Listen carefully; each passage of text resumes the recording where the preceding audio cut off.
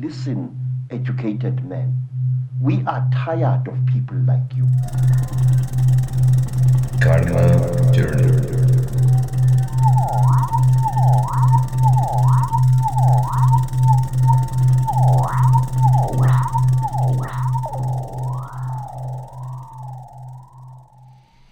Gracias por acompañarnos acá en este evento que gira en torno a la revista Karma, Colombian Artistic Research Magazine, un proyecto de la Universidad Escuela Colombiana de Ingeniería y SUR, digamos, en esta alianza entre dos instituciones.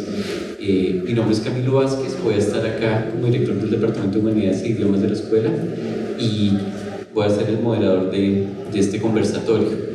Tenemos a 4 escritores, 4 participantes en diferentes números de la revista Karma.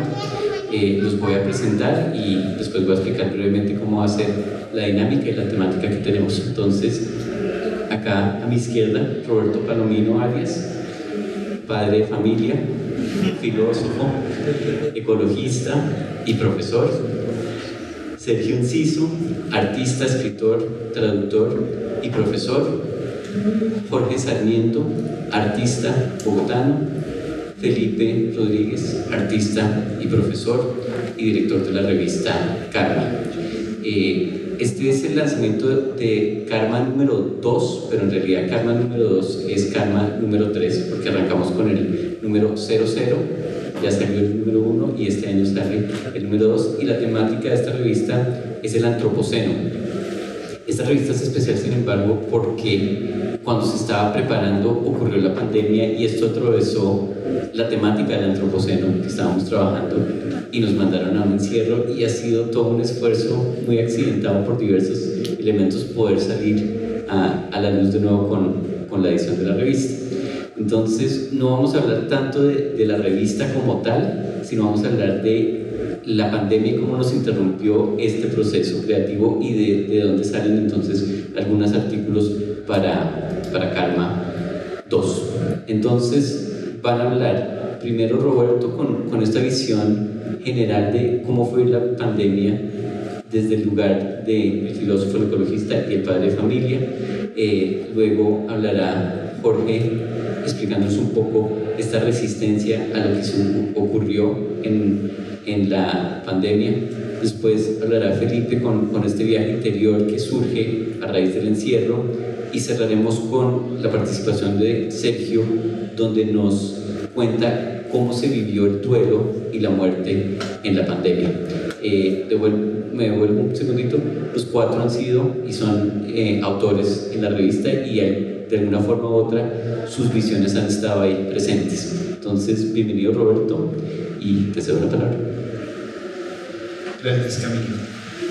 Bueno, digamos que la invitación que nos extendió Felipe para participar era mucho una invitación para compartir nuestra perspectiva de estos distintos lugares sobre lo que fue la pandemia, lo que ha sido ese tránsito de un momento a otro, y también pues en relación a como nuestra relación con la revista. El artículo que yo escribí en la revista trabaja en torno a muchas cosas, pero una de ellas es el asunto de la aceleración de nuestra sociedad, de la sociedad industrial contemporánea, donde estamos todo el tiempo corriendo y los procesos productivos, nuestra cotidianidad suele ir más rápido de los ritmos que son naturales en la biosfera y en la vida.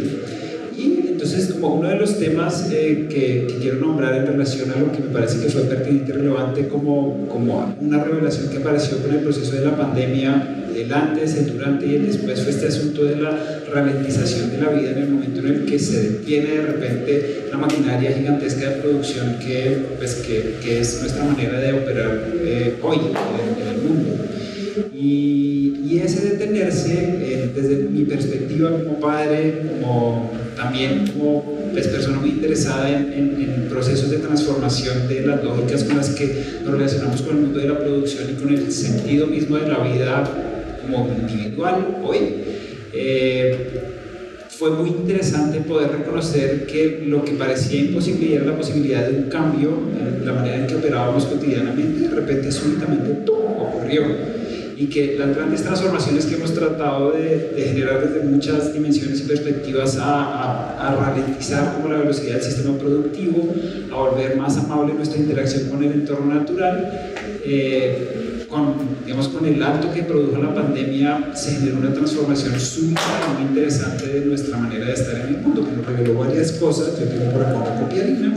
Una es como una, digamos, me parece que fue muy patente este asunto de que las ciudades tal cual las estamos experimentando hoy son en cierto sentido inviables a largo plazo. Hay una cosa que nos permitió ver que la vida en las ciudades, cuando nos teníamos que detener en ellas, se volvía de alguna manera insoportable e insostenible.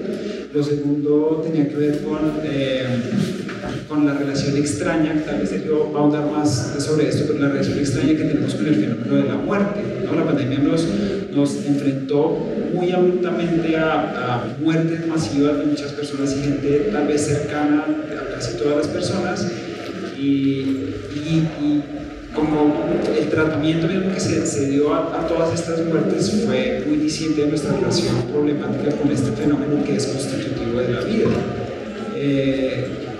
Los muertos de la pandemia se volvieron cifras, números, pero fueron muertos invisibles, escondidos. Digamos que los procesos de duelo también se vieron muy interrumpidos, pero no quiero hablar de eso porque Sergio lo va a mencionar, pero bueno, el asunto de nuestra relación conflictiva con la muerte, sus implicaciones, va a ser un elemento muy interesante que va a aparecer durante la pandemia. Digamos que yo he tenido como una historia personal muy marcada por la visión apocalíptica de la historia y del porvenir. Desde muy chiquito yo tenía sueños en donde veía el cielo tornarse rojo y llover sangre, y veía como cosas muy, muy miedosas y como si fueran profecías de un final terrible que se aproximaba. Yo fui un niño del final de la Guerra Fría y digamos todo eso está ahí incrustado en mi inconsciente, pero eso yo lo cargué en distintos momentos de distinta manera. Después fue un interés más histórico, después un interés estético, pero siempre me acompañó esta certeza de que el fin estaba aquí y iba a ser feo. Cuando ocurre la pandemia y ocurre, digamos, todo el mundo empieza a pensar que el mundo se va a acabar sin haber pensado esto, yo tenía una larga trayectoria de haberme familiarizado con esa situación y haber encontrado la manera de ponerme en paz con el fin, ¿no? Y eso fue muy interesante porque yo siento que parte de la invitación que de alguna manera nos llegó era este asunto de reconocer que la descomposición, la muerte, las grietas son fundamentales para para el sostenimiento de los procesos vivos y también para los procesos de transformación.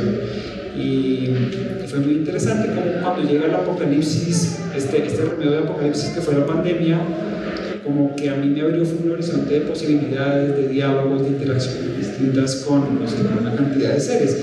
Interesantemente, como viendo el horizonte de la muerte muy cerca y este proceso de erosión de muchas estructuras sociales, mi esposa quedó embarazada en ese momento y entonces como que conviví con la manifestación de cómo la vida resurge, también como viendo los animales bajando de la montaña a las ciudades. Digamos que yo viví la pandemia en la periferia, digamos en un bosque, y era poder ver cómo vida y muerte son procesos que van juntos, y como cuando yo me entro en relación más amable y amistosa con el fenómeno de mi propia mortandad y la mortandad de todos los seres sintientes, puedo estar también más en paz en relación con el fenómeno misterioso que es la aparición y el desarrollo de la vida misma en la manera en que se manifiesta como tan precioso y misterioso en todos los seres sintientes. Y esa convivencia entre lo creativo y la descomposición y la muerte fue algo que siento que fue muy poderoso durante la pandemia. Luego, mirando lo que ha ocurrido después de la pandemia, también puedo reconocer que la pandemia no nos ha dejado intactos, pero en la gente, muchas personas y muchas instituciones, hay todavía un deseo y una aspiración a volver a las condiciones previas a la pandemia, o a querer acelerar los procesos actuales para que lo que imaginábamos como un horizonte de porvenir vuelva a encarrilarse dentro de los mismos rieles que habíamos anticipado. Y esto pensando un poco en la idea del antropoceno y cómo cómo nuestros deseos, nuestra manera de concebir la vida humana, de organizar la vida colectivamente, tiene un efecto sobre la construcción del horizonte de porvenir. Esto es lo último tal vez que quiero nombrar, y es que en esta aparición en el horizonte de nuestros imaginarios sobre lo apocalíptico, a mí me parece que resurge muy valiosamente, muy luminosamente, como esta capacidad de volver a asumir la posibilidad de imaginar horizontes de porvenir, ¿sabes? Como que estuvimos mucho tiempo, y todavía siento que estamos inmersos en la ilusión de que la historia nos atropella, ¿no? y que el destino de la humanidad está dirigido hacia, usualmente pensamos en horizontes tecnológicos más avanzados, materialmente más transformados, más sintéticos. Está este discurso de la cuarta y la quinta revolución industrial como los fantasmas que nos organizan para que cumplamos esa profecía autocumplida de que el futuro de la humanidad va para allá. Y a mí me parece que la pandemia de alguna manera nos traía como una invitación a reconocer que somos fuentes legítimas, las comunidades como del centro y de la periferia, fuentes legítimas de construcción de horizontes de porvenir, y que lo que resulte siendo ese porvenir como que es o no es dependiendo de lo que colectivamente logremos imaginar, acordar y actuar juntos hacia la construcción de ese porvenir. Muchas gracias, Roberto. Yo brevemente trataré de comentar dos cositas. En tu artículo El tiempo de los acontecimientos de todos modos hay una reflexión sobre cómo se ven los ritmos, y sin duda la pandemia quebró los ritmos que ya se habían estandarizado y quedamos como naturales, ¿no? Unos ritmos industriales, pero que ya se vuelven, digamos, llegan a un camino de chum, como que se le atraviesa algo la rueda y todo para. Un amigo ayer con el que hablaba me dijo: la Quinta Avenida solo se ha detenido en dos momentos en el último siglo, con las Torres Gemelas y con la pandemia, sino que la pandemia fue días y días de Torres Gemelas de la Quinta Avenida quieta, pensando en esos ritmos, y como que nadie se puede imaginar un futuro a largo plazo, sino que cuando entramos en la pandemia nos impusieron unos ritmos y un pensar en modo tal vez colectivo de sobrevivencia. Y con eso conecto un poco con Jorge acá, de cómo vivió él desde su lugar de enunciación ese proceso de cambio de ritmo impuesto. Entonces, Jorge, bienvenido. Muchas gracias a la Escuela de Ingeniería, a ustedes por estar acá, los presentes. Pues mi nombre es Jorge Sarmiento. Yo tengo como una historia bastante particular porque yo soy artista plástico, no estoy vinculado oficialmente a ninguna institución, y en esa medida como que también como que dispongo de mi propio tiempo de alguna forma, ¿no? Hay algo ahí como particular, conectando con lo que dice Roberto, y es que digamos, como teniendo presente el asunto de esta revista, como que con Felipe, principalmente, que es con quien he tenido más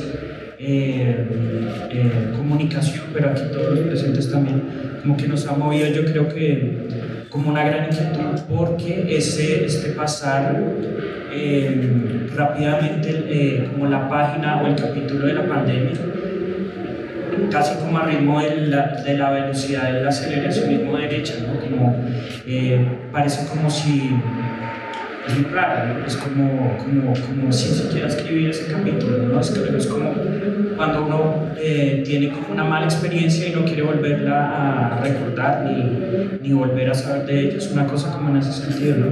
Sin saber que seguramente de las malas experiencias es de las que más uno aprende, ¿no? Y eso lo conecto un poco como con la imagen de la revista y con el título de la revista Incendiándose, y con el título de esta charla, que es como que incluye la idea de quemar libros, ¿no? Yo pensaba como en esa idea y me preguntaba si el régimen de censura sin precedentes que tuvo la pandemia, sobre todo específicamente como con las versiones que iban más allá de la versión oficial, ¿no? De lo que era la pandemia, de lo que estaba pasando. Yo no sé si ustedes se acuerdan, pero todas las redes sociales uno no podía mencionar la palabra porque ya estaba ahí como algún régimen de censura. Me preguntaba si eso era una forma de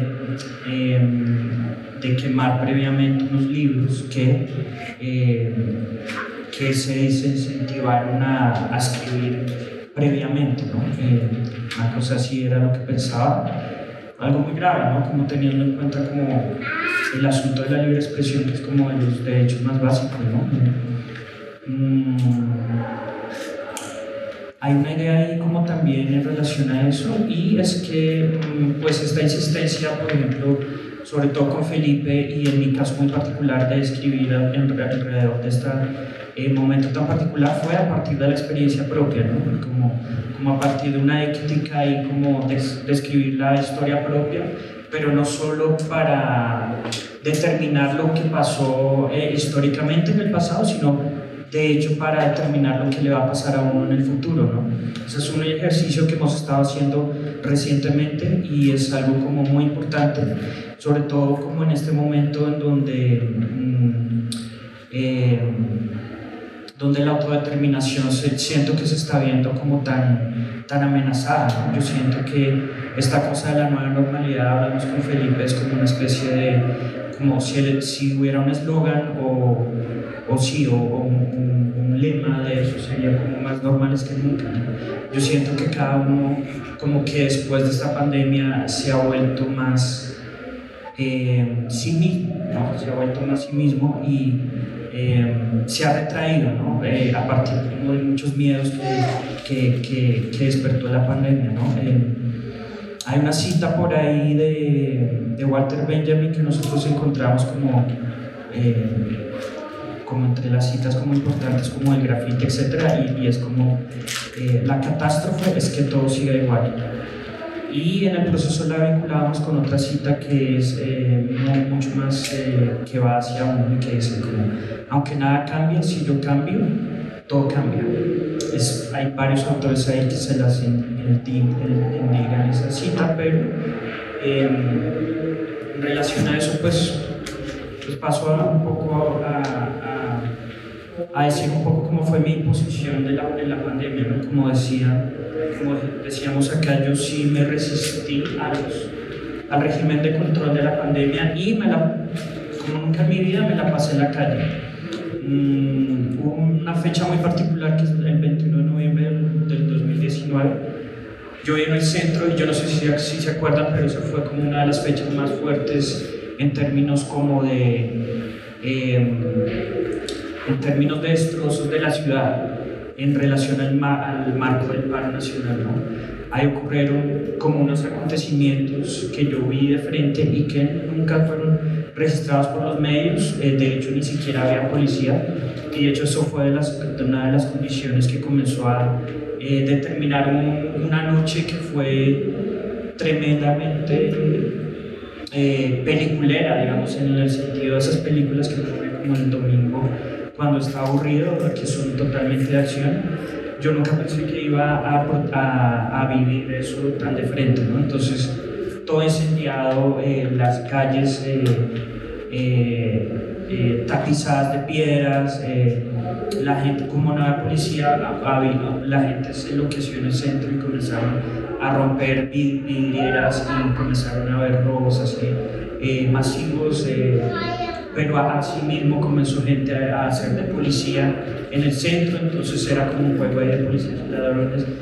Y como para resumir el asunto, yo me sentía como una especie de como que mi conclusión a eso fue como que fueron dos conclusiones importantes. Una, y es qué tanto pueden cambiar las cosas realmente, ¿no? Como que uno está condicionado y más bien como acostumbrado a un panorama que no cambie, pero que cambie frente a uno las calles tan rápidamente. Yo siento algo cambia en uno internamente. También pensé como en relación a esas ideas de las películas, la idea de ser protagonista de su propia historia, ¿no? Como en relación a lo que estaba hablando ahorita, de la idea de escribir, ¿no?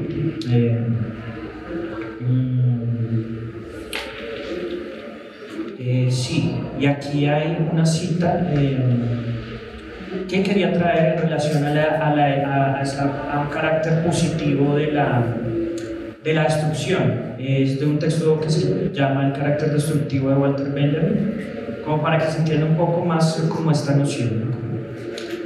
Allí donde otros tropiezan con muros o con montañas, el carácter destructivo también ve un sendero, pero como lo ve por todos lados, en todas partes, tiene que despejar para abrir camino. No siempre con fuerza bruta, a veces con la violencia más refinada. Y como ve rutas por todas partes, siempre se encuentra en la encrucijada. En ningún instante puede saber lo que vendrá con el próximo momento. Rehúsa escombro lo existente, y no por los escombros mismos, sino por el camino que pasa a través de ellos. Digamos, como que estamos condicionados a ver la idea de la destrucción como algo negativo, como algo que hay que evitar, ¿no? Pero esa perspectiva es diferente, ¿no? Eso pasó el 19 de noviembre y por eso en Instagram yo perdón, el 19 de noviembre, perdón, el 21 de noviembre de 2019. En Instagram, por ejemplo, a partir de eso yo me llamo Forever21N, como haciendo una alusión a la marca de ropa también juvenil. Y en ese momento pues comenzamos a preguntarnos alrededor de todo este estallido como los artistas ¿qué, no? Los artistas visuales, los artistas plásticos, ¿dónde están, no? ¿Dónde estamos en tanto comunidad artística, ¿no? Entonces hicimos una convocatoria de un espacio artístico que tenemos que se llama Versus, un espacio independiente como de los más que más lleva tiempo como que logramos tener como una especie de colectivo con el que hicimos algunas acciones que apoyaron el paro.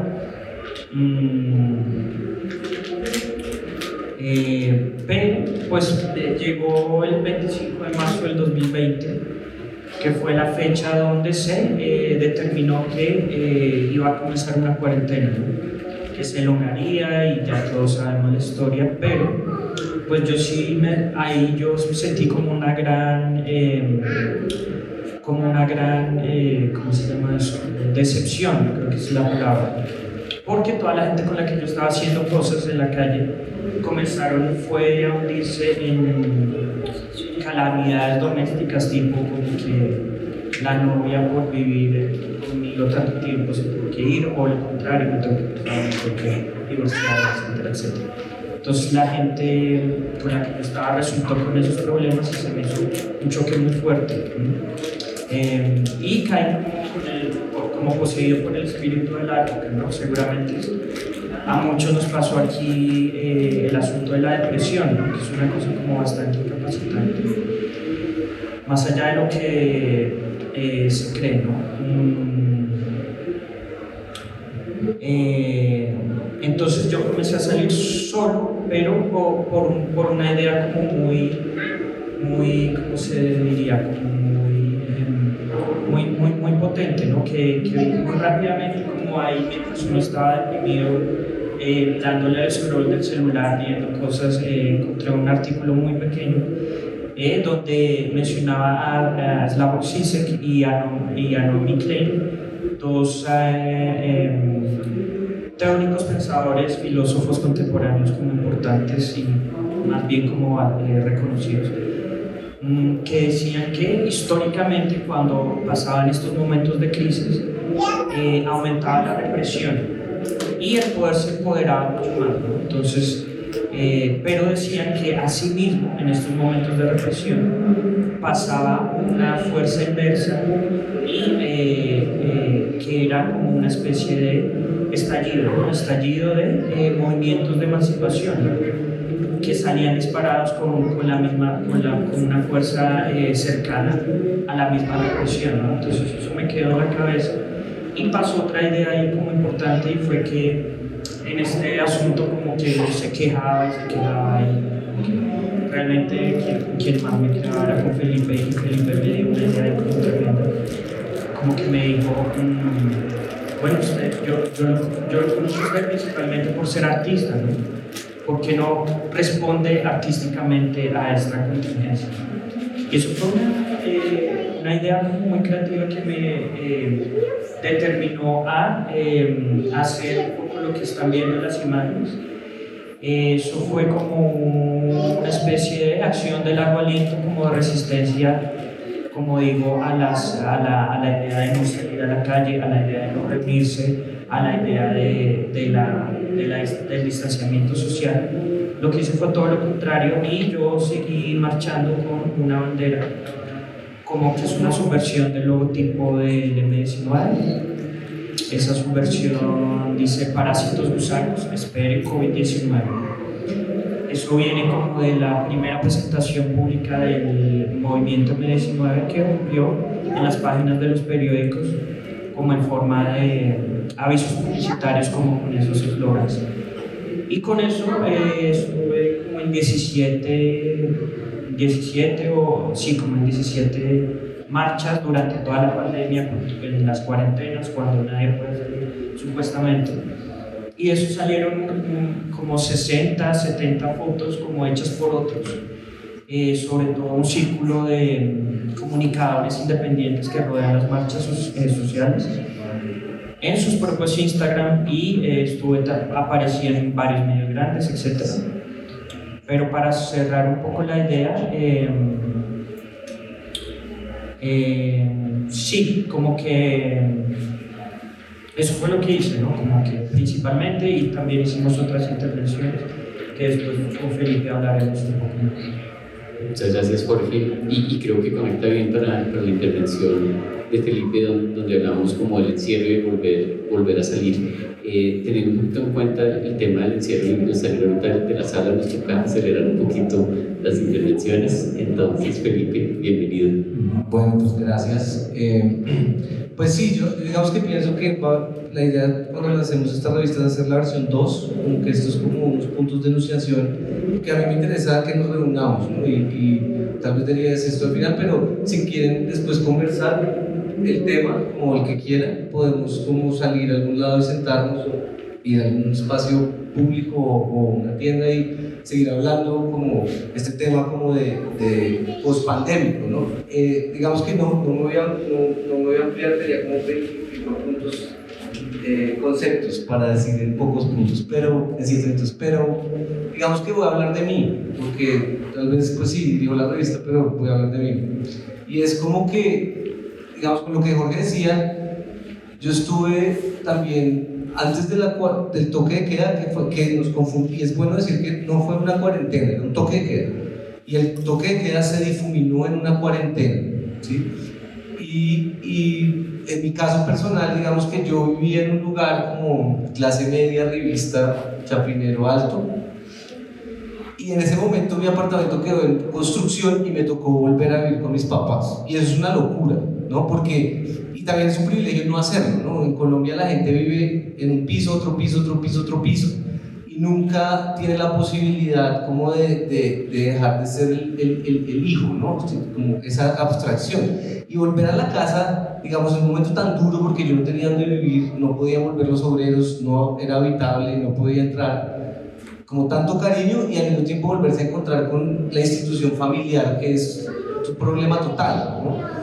Entonces, como que era raro, y volver mi cuarto, que ahora era un estudio, mi cuarto otra vez, y volverme a relacionar, como que uno llega a la depresión, más como cuando uno está en el arte, ¿no? Y más cuando uno es hiperactivo como yo, como que tener ideas y no poderlas hacer era violento, en un sentido, pero digamos que lo más loco era que no nos diéramos cuenta que lo que era un toque de queda se volvió una cuarentena.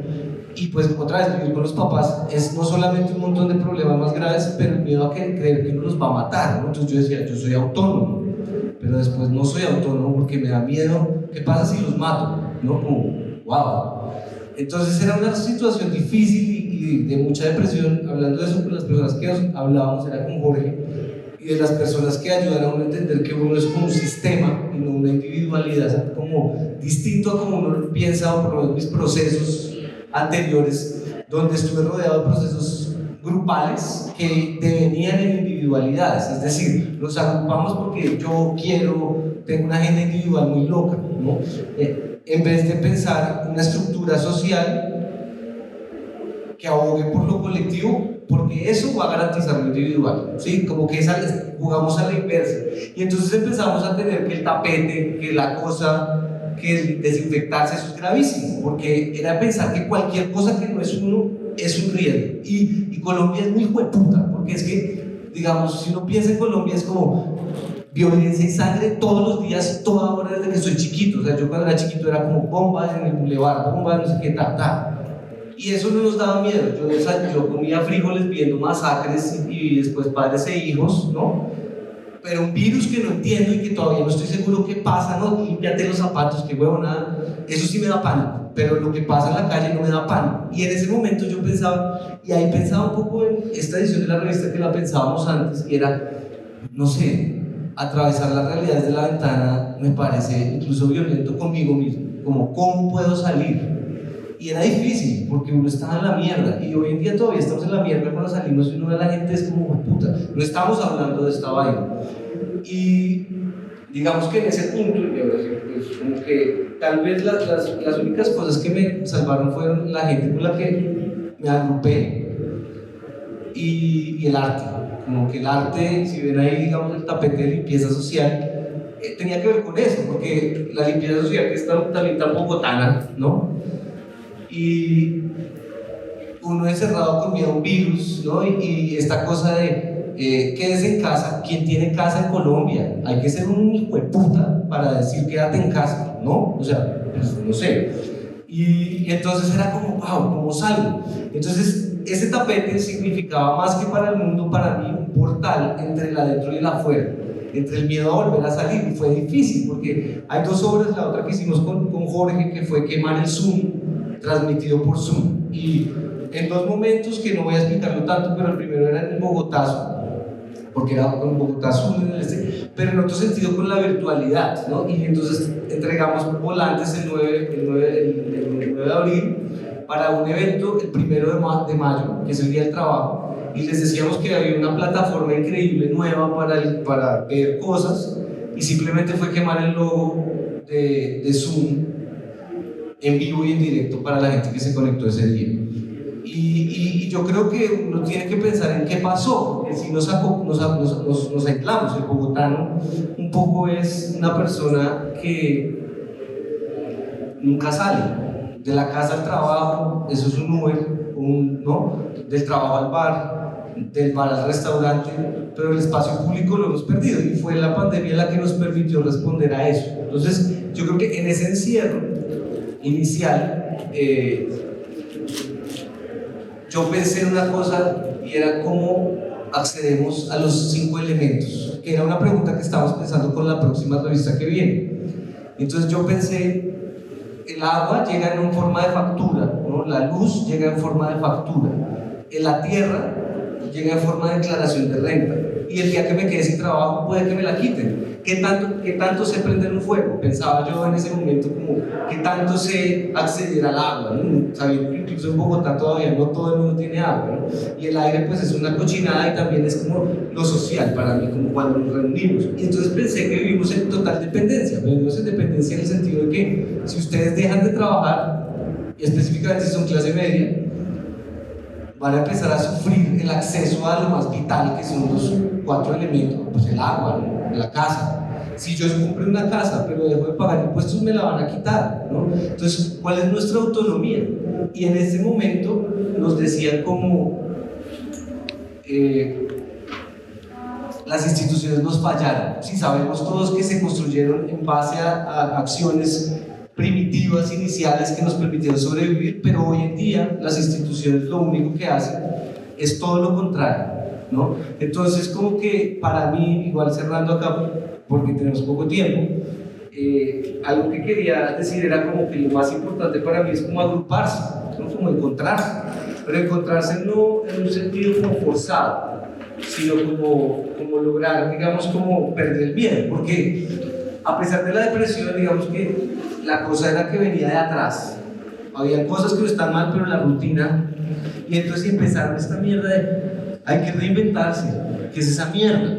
Yo no me tengo que reinventar de ninguna manera, yo soy yo. Y reinventarse es volverse un tipo normal que pide rapis, o sea, reinventarse es como la clase media colombiana. Esa era la invitación tan hijueputa.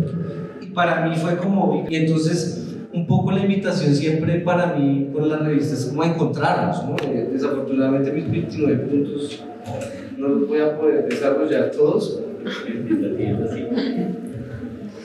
Pero importante, quisiera decir una cosa, y es, no sé, como que es duro ser humano, porque somos un tipo de sistema que depende de la colectividad, totalmente para mí, y nacemos solos. Hoy en día nacemos completamente solos, como incluso en mi casa, como, parce, piensa en ti, te van a joder, tratando como esas vainas. Entonces, como que yo sí creo que el apoyo mutuo es una forma como de garantizar autonomía frente a la vulnerabilidad que ha generado la individualidad. Y la pandemia puntualmente fue el éxito de la individualidad. Yo solo, ¿no? Yo solo en Netflix, yo solo en el cumpleaños, ¿no? Yo atrás de una pantalla que es un fuego falso, no es fuego como el que une, es fuego como que a veces distancia. Entonces, digamos que esa era mi perspectiva. Espero que en la segunda versión podamos como abordar un poco más. Bien, no tengo sonido. Hola. Gracias. Nos cortaron el sonido. Bueno, ya volvimos. Me parece que el recorrido ha sido muy interesante y esa invitación que hace Felipe para seguir hablando, pues creo que es el espíritu de Karma, ¿no? Como ese punto de encuentro, de agruparse y discutir. Y cerramos esta reflexión sobre la pandemia con eso que estaba ahí en el telón de fondo de todos, ese miedo a la muerte, ese no poder acompañar en la muerte, que es esa reflexión que nos invita a hacer Sergio en su texto de la revista, cómo fue este duelo en la pandemia, ¿no? Entonces como que tuvimos unas estaciones acá y te dejamos de última, Sergio, porque tienes como el gran tema para cerrar. Bueno, buenas tardes, yo no voy a hablar de eso. Yo pues soy traductor, trabajo hace más o menos 20 años traduciendo y pues resulta que cada vez que uno habla como traductor, después de miles y miles de palabras traducidas, después de cientos y cientos de textos traducidos, siempre que uno habla de traducción, habla de traición. La traducción y la traición están en una misma balanza. Sin embargo, yo siento que después de todos estos 20 años de ejercicio de traducción, jamás me había sentido tan traicionero como con el artículo que escribí para Karma, que se llama Una ausencia devastadora. Jamás había sentido esta sensación de desasosiego tan fuerte. Hace más o menos 3 años, yo tenía la idea de escribir un artículo sobre la muerte en el Chocó. Nunca viajé, no lo hice, llegó la pandemia. Después de muchas conversaciones, pensé que sería una buena idea para proponer a Karma escribir sobre la muerte. Y en medio de la pandemia empecé a conversar con personas, puse un anuncio en Facebook preguntándole a la gente que por favor conversara conmigo sobre la muerte dentro de la pandemia. ¿Qué había pasado? ¿Cómo habían vivido esta muerte? Y tuve varias conversaciones y al final las conversaciones con las que me quedé fue con las de Juliana, la de Carlos Chocontá y la de Zoe, que está aquí presente. Y empezamos a hablar y hablábamos y nos reuníamos y llorábamos y volvíamos a llorar y volvíamos a hablar. Y en un punto, cuando ya las historias estaban escritas, cuando ya los textos estaban cocinados, pues se los devolví. Y bueno, digamos que con Carlos no terminamos de conversar. Yo creo que cada una de estas personas me estaba contando unas historias tremendamente pesadas sobre muertes de personas muy cercanas dentro de la pandemia y cómo habían sido los duelos pues cómo habían vivido los duelos a través del Zoom. Y además no se los voy a contar porque eso está en el artículo. Tal vez algún día tengamos la posibilidad de verlo o en internet o impreso. Vamos a hablar de eso seguramente en la otra feria del libro. Pero entonces, pues Carlos no quiso conversar conmigo más y al final los 2 textos que discutí más ampliamente fue el de Juliana y el de Zoe. Y pasó algo que fue muy poderoso en algún punto cuando Juliana leyó el texto de ella. Me dijo, sí es lo que me pasó, pero tal vez esas no serían mis palabras, ¿no? Y Zoe me dijo algo parecido, como, lo que me sucedió es eso, pero no es así. Y entonces ahí me di cuenta que sin importar cuántas palabras le echara a eso nunca iba a poder mostrar lo que había sido verdaderamente la experiencia de las personas. Y desde ese momento me siento infinitamente traicionero con esos testimonios y esas historias que la gente me contó y que yo tuve que amasar y ponerlas, digamos, bonitas para que se pudieran leer y coger la experiencia de la gente y ponerle buena ortografía y redacción y hacer que la gente lo pudiera entender. Y por eso los invito a que no lean ese artículo, a que no lean la revista Karma, porque sin importar la cantidad de palabras que uno le ponga a la literatura, jamás va a ser la experiencia de la gente. Es simplemente una pálida sombra de lo que la gente vive. Les agradezco por venir. Hola, aló. Wow, Sergio, muchas gracias. De verdad nos dejas pensando. Hay mucha emoción. No puedo reaccionar yo con las palabras acá para el cierre, no esperaba esta reflexión. Pero pues de verdad, de todo corazón, muchas gracias por esta invitación. A todo el público que nos acompaña, como que lo que queremos es que tengamos este punto de encuentro, estas discusiones. Creo que en parte la dinámica es no estar de acuerdo y precisamente a partir de ahí poder construir, poder invitar a la reflexión. Y pues para estos 4 autores que están acá presentes les pido un aplauso.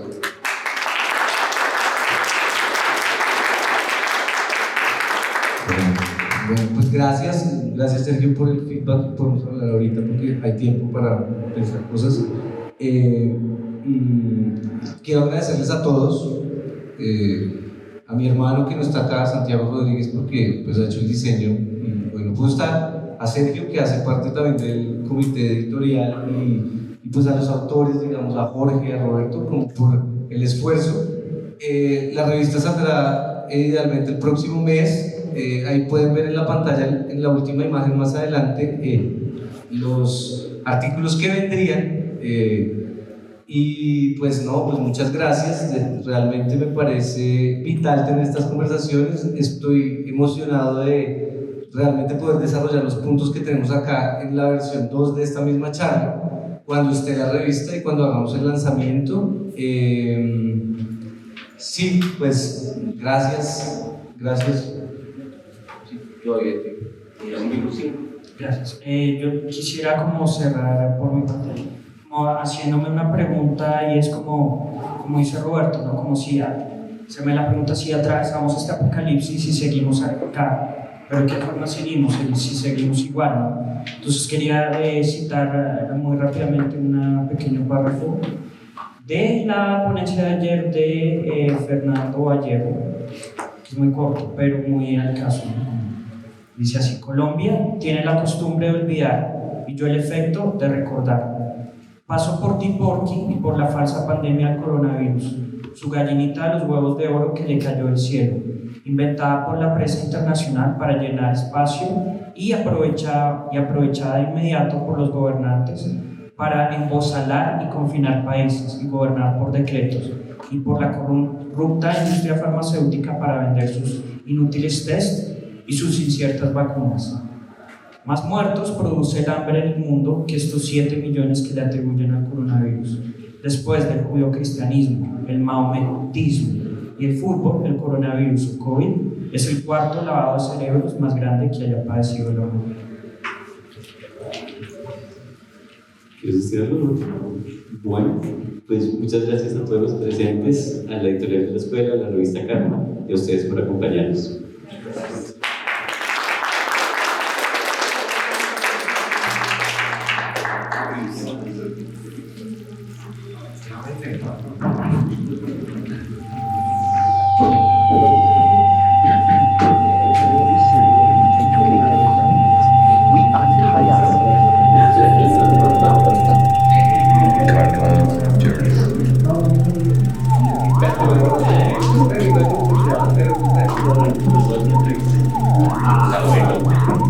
Que le mande, yo creo que le mande la verdad, que ya hay que